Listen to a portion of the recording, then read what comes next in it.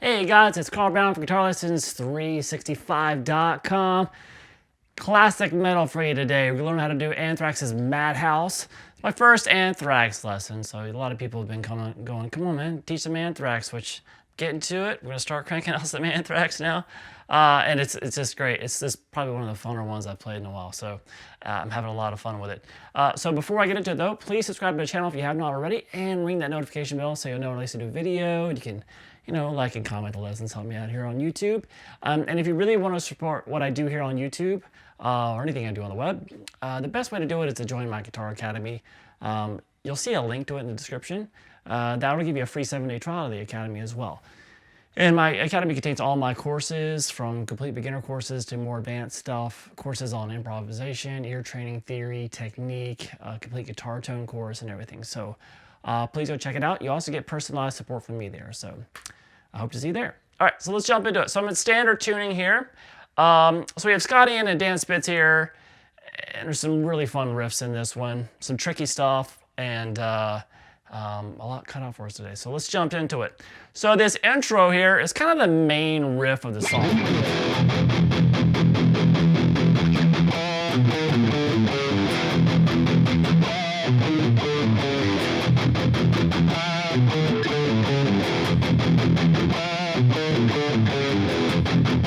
So you can finger this multiple ways. I don't play it the same way. It's the same notes, but I just don't play it the same way like Scott Ian does. He seems to be it's kind of a way that's a little bit more awkward for me. So find the way you like to play it. It should work out for you. So we're gonna start here on this low E power chord, kind of chugging a little bit, and then what we're gonna do is we're gonna jump up here to the 7th fret on the A string, and they gotta put some vibrato on that. And might a slight pinch harmonic some too.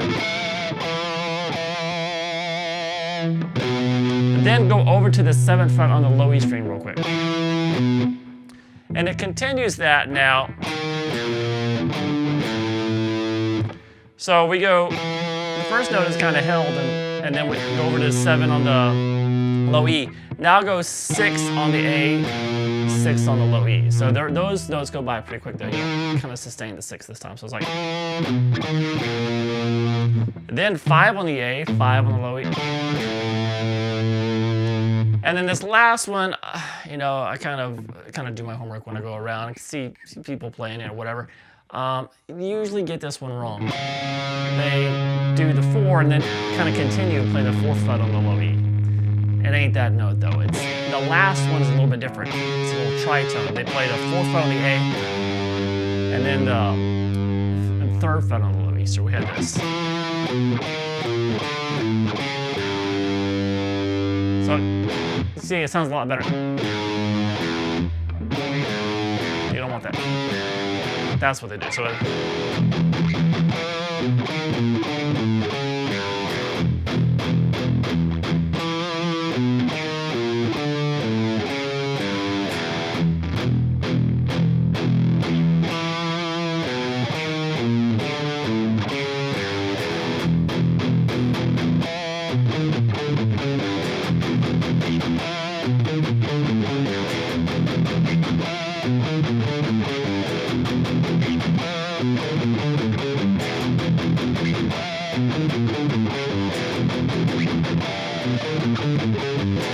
All right, so we kind of continue that for a little bit, and then this solo comes in over it. And the solo, from what I'm seeing, I don't see them really do this a lot live with it. They kind of mix it up, and from more recent videos, it's Scotty that does the solo, so I don't know if it's him doing it on their actual recording. I know it's Dan Spitz for the main solo, but we have this.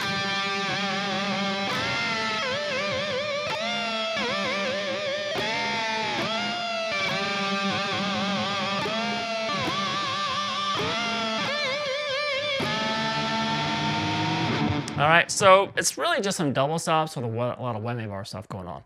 So I'm holding the 15th fret on the B string and the high E string. And then some whammy bar dives, just kind of in kind of that rhythm. And then what you do is you grab the 17th fret across the B and the high E, so just the same thing, shape 2 frets higher. And this one, the bar is brought up, and then back down. And then back down to the 15. So we have this, kind of rotates between those two, like.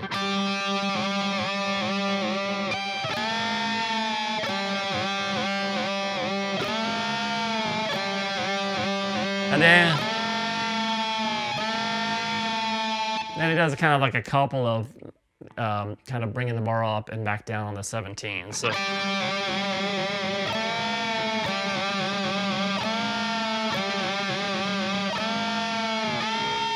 And then you kind of repeat the same thing again.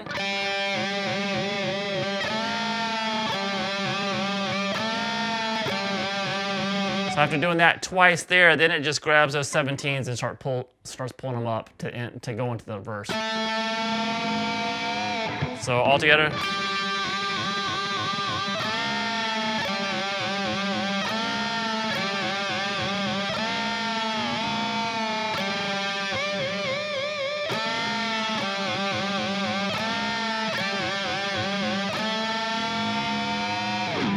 All right, and then we get to the verse.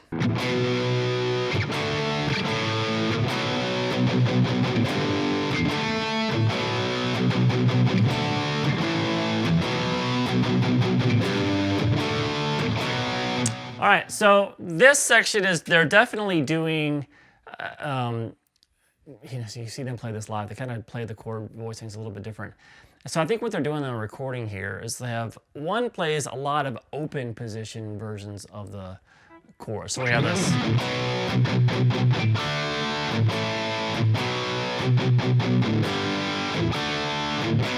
Which is probably the version I was playing if I was just the only guitar player there, because I think they sound a little bit bigger. But I see a lot of Scotty, and when he's playing live, I'm sure he just messes around with it.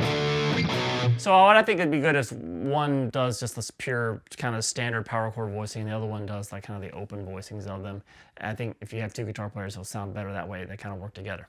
So just the standard power chord version is just this B power chord off the second fret of the A string, and then up to the 5th fret, the D power chord, then the open A power chord. So this. So the first time I hit that B, you just let it ring. And then every other time when you play the B in the riff, they start doing some kind of percussive palm muting on it. So I had this. So back to that B. And then we go to this G power chord off this 3rd fret of the low E string.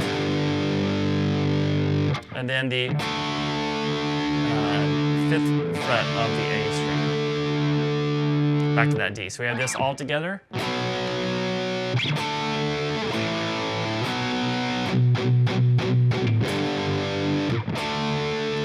So then you just kind of repeat. Remember, every time you get to that B, you got to start doing the chugging on it.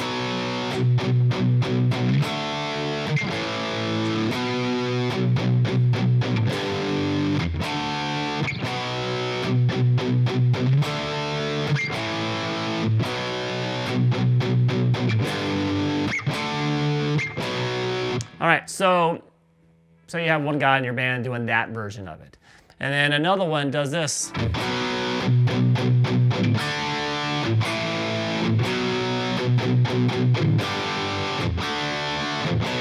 So basically all we're doing here is replacing two of the power chords. The D power chord here, instead of played there, gonna be played down here. And a lot of times when you see that, they hit the open A string in the bass too. So we have the 3rd fret on the B, 2nd fret on the G, open D, open A. You hit those all together, it sounds a lot bigger than that. And then the A power chord like before. So we have this same B chord, then D, A, then back to that B. Now when we go to the G, this is the other one that's different. We're gonna have a G, open G power chord. So what's an open G power chord? So if we just have a regular G major chord, we have this 2nd fret there on the A string. And you know, it's the version of the G major chord. We have the 3rd fret there on the B. All right, so we're gonna remove that 3rd to make it a power chord. So you're just muting the A string now with the bottom of your middle finger. And then open A, so then we have just G's and D's. 3 G's and 2 D's. So that's a big power chord. And that D power chord. So we add this all together.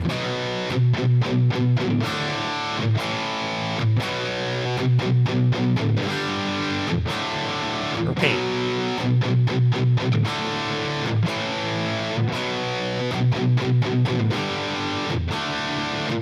All right, so that goes along with the other version of it. You put those together, it's gonna sound nice and fat. All right, then this next riff I just kind of call like verse number 2, because we do go to like a true pre-chorus coming up in a second. So this isn't really a pre-chorus. So this is kind of like the 2nd section of the verse. It's a completely different riff. And it's pretty challenging, so it looks like this.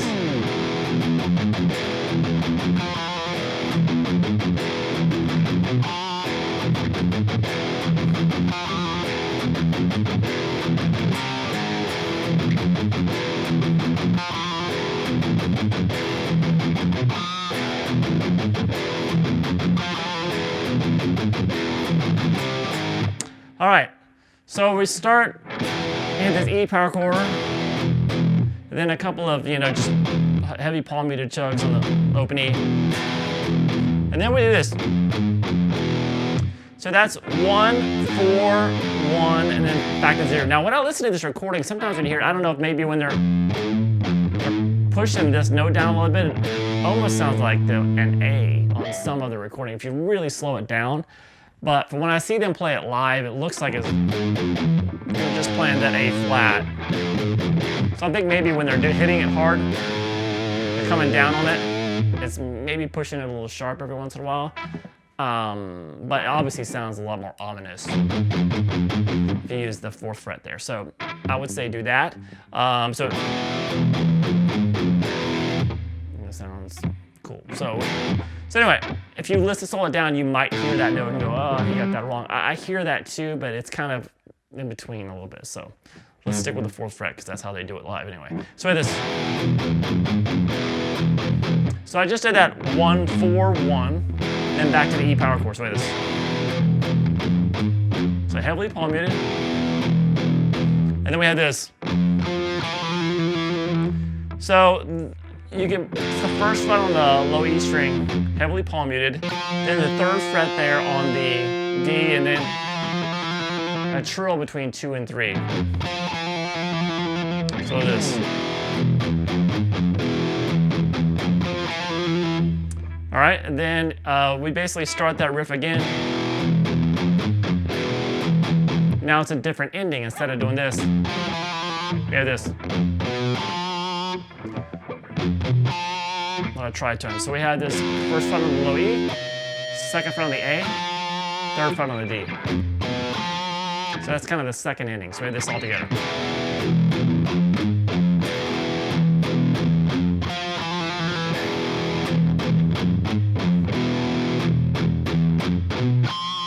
Now start repeating all that.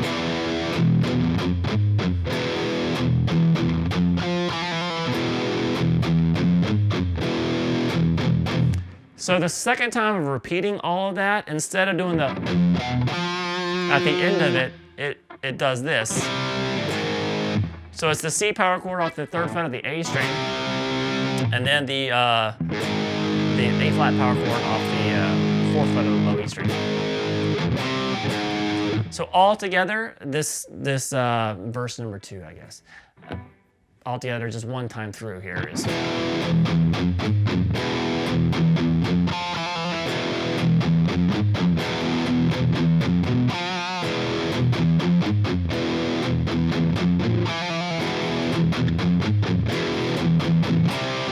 So that's one time through, then it repeats it all one more time.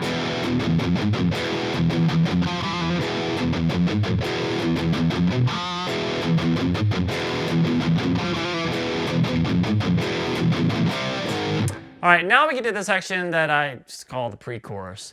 Looks like this.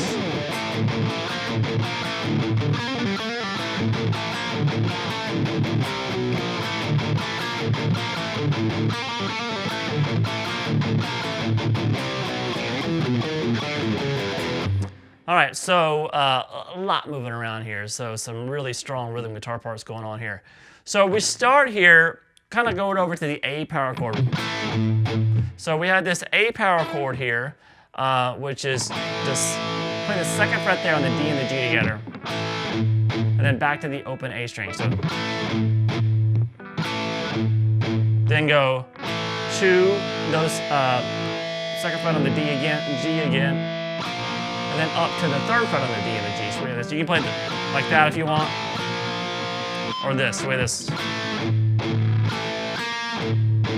And then back to the chugging on the open A, kind of go back to the A string each time in between them. And then go back and reverse that 3-2 with those double stops. So this.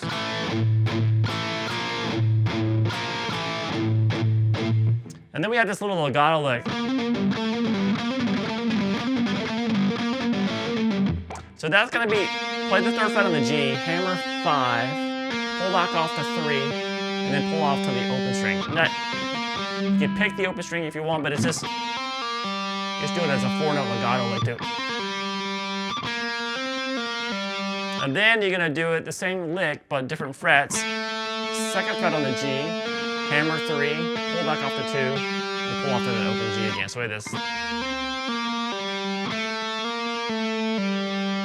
So all together.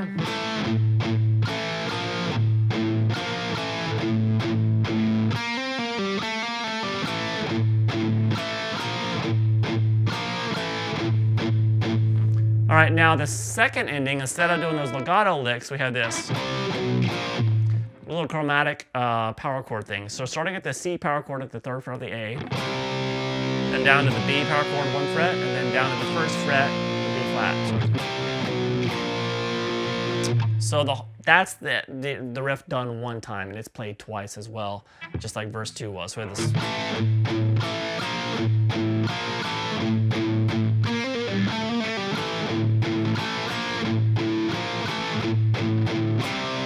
Repeat.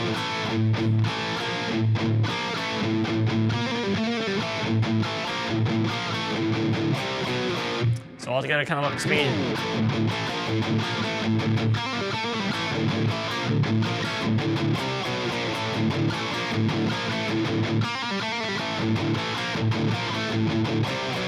So you see sometimes when I'm doing that, you go down, up. When it's up to speed, it might be easier.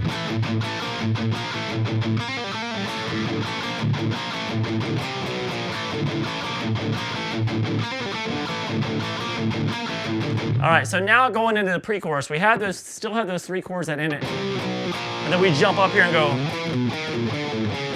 kind of that main riff that we did at the beginning of the song. Those 2 7s, 2 6s, 2 5s, and 4 on the A, 3 on the low E. So that leads us into the chorus, which is pretty much that opening riff that we did.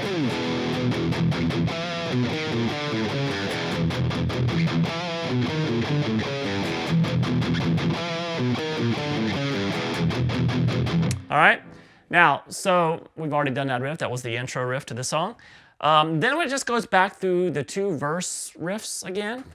Everything, this song kind of repeats itself the exact same way. Same pre-chorus, same chorus, and everything. All the way until we get to the solo section where there's just kind of like a kind of an E power chord held. And then we go into Dan Spitz's solo. So I'm going to play through this solo. By the way, the solo is over the verse number 1 riff. So that's what's going on underneath it. All right, so nothing new to learn there. So let's jump into this solo there. Let me play through the solo for you, and then I'll take you through it phrase by phrase. Here we go.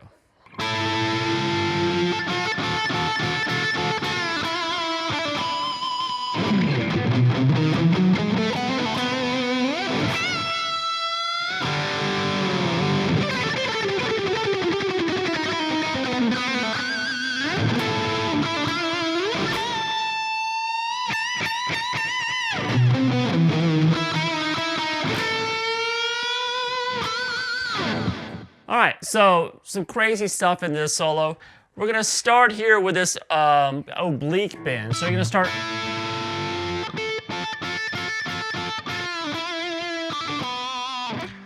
So that's gonna be holding the 10th fret there on the B string, and then bend it while bending up the 9th fret on the G. So you bend it.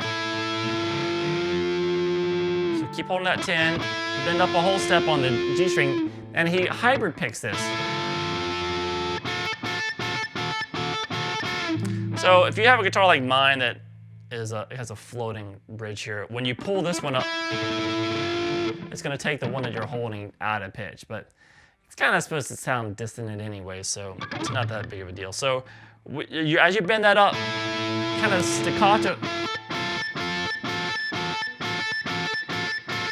And I'm picking the B string with my middle finger and then the G string with the pick.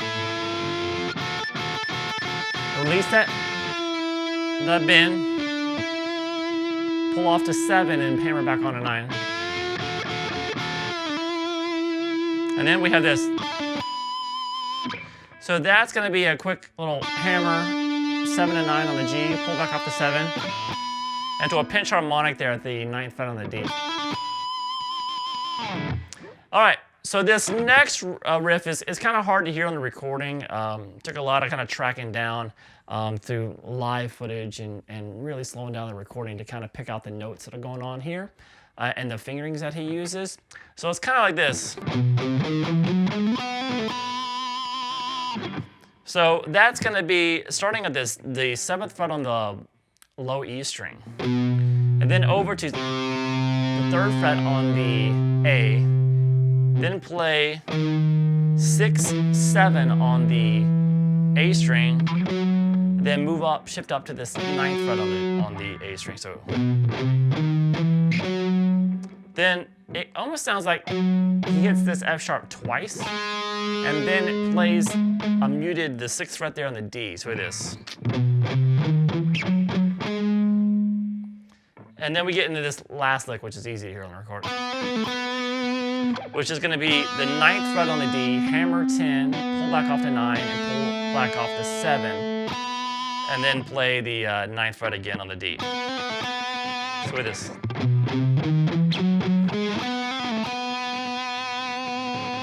All right, and then we go into this. So that's just kind of a bend at the 17th fret on the B string, a release, then start bending it back up again, and then we kind of hit some pinch harmonics on some open strings, nothing very specific. It's kind of a little bar dive.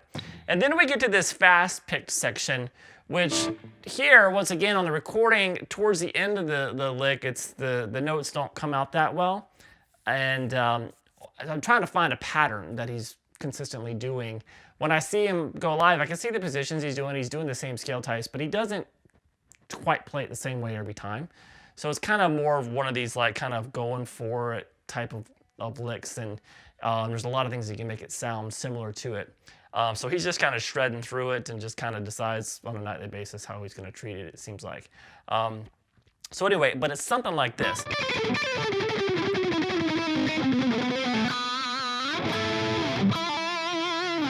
All right, so let me just first of all show you the notes that are being used here. So and then we'll talk about how to kind of descend through them. So it's 10, 8, 7 on the high E, then 10, 8, 7 on the B.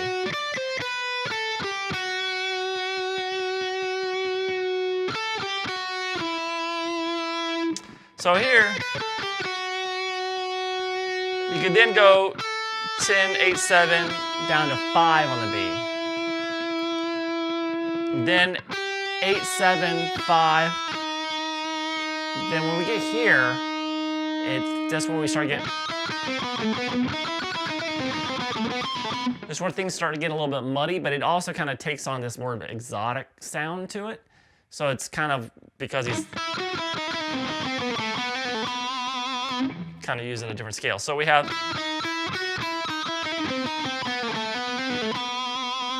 So it goes that from there. So we have this.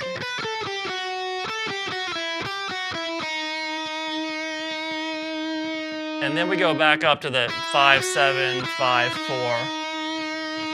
And then it's just kind of like a 5, 4 on the B, then 5, 4 on the G. Then he works his way down 5, 4, 2 on the G. I'm going to talk more about the exact pattern. We're just trying to get the notes underneath your fingers first. And then we had that same little ending that we did here. It's here now. So the 4, hammer 5, off the 4, off the 2, here. So it's those notes he's using. Now, on the recording, it sounds like he picks through the top 4, descends the first 4 notes. And then goes back to the top note again and descends through the first 6 notes. So like this.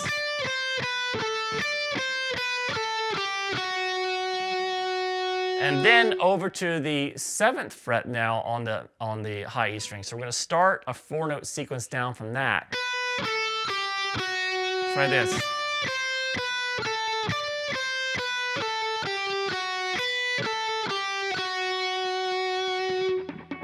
And then we have another 4-note sequence starting from the 10th fret there on the B. And this one goes 10, 8, 7, shift down to 5.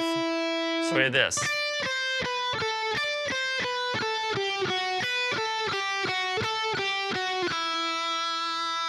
And then we go 8, 7, 5, down to 4 on the B. So another 4-note sequence. So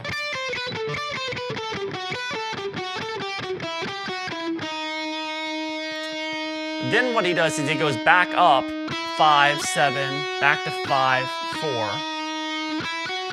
Another 4-note sequence, just a different order.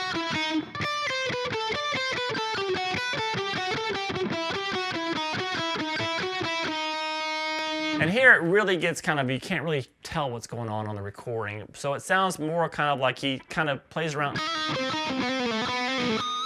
to that last little lick. It come back out and you can make out what he's doing. But it does have that kind of exotic quality about it. So that's what I've been doing here. Which is going to be 5, 4. And then kind of hammer back on and pull off between them. And then the same thing on the G. To slide down to 5, and then that final lick. That kind of fills up the space. When we get that last note, it's got some pinch harmonic on it.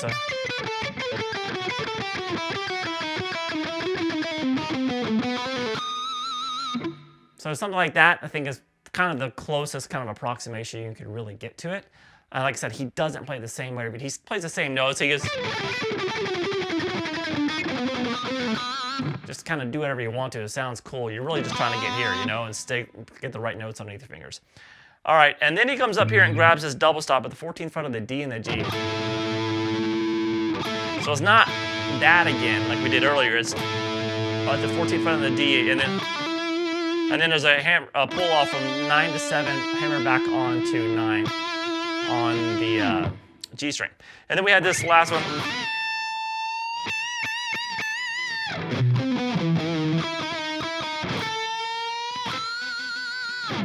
All right, so that's a cool lick. So we have this. This is heavily palm muted too. Hard to pick up on the recording what's going on in the lower part of the lick, but doing my research with some live footage, that it would come out a little bit better. Just the mix is a little bit, you know, he's louder in the mix, I guess. So it came out nice and clear there. So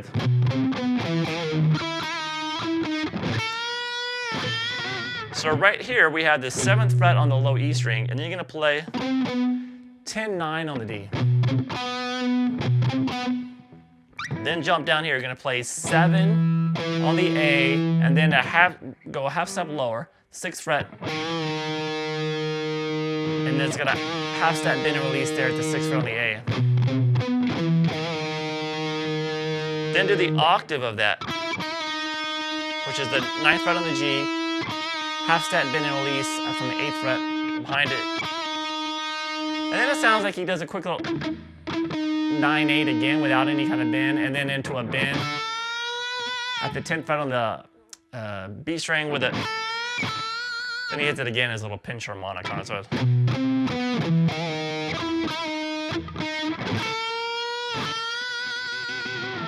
all right, now, so out of that solo, we then have the little verse number 2, I guess, and then into the same pre-chorus and the same chorus, just the exact same parts that we did before. The only thing that changes here is we're out of the chorus, this little outro section that they do. They take the tail of the riff. Now they're playing in the chorus. They take that little down, down, down, down, down, down, down, and they just repeat it 3 times in a row without going back to the E power chord. It's a little bit harder to play too because you've got to go really fast between it. So it's like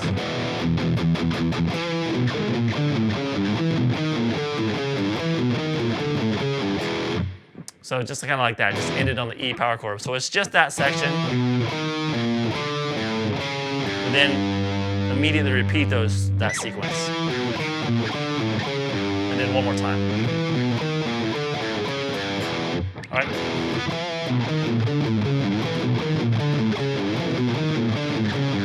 Now, obviously, when you're doing this fast, you can't shake that top note when you're doing the repeats. It's just.